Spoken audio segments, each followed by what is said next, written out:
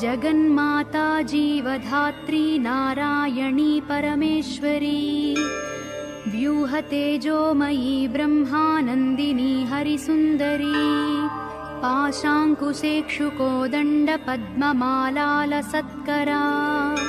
दृष्टा त्वां मुमुहुर्देवाः प्रणेमुर्विगतज्वराः तुष्णुवुः श्रीमहालक्ष्मीं ललितां वैष्णवीं परां श्रीदेवाः उवाच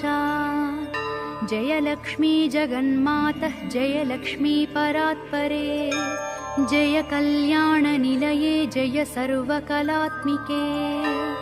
जय ब्राह्मी महालक्ष्मी ब्रह्मात्मिके परात्मिके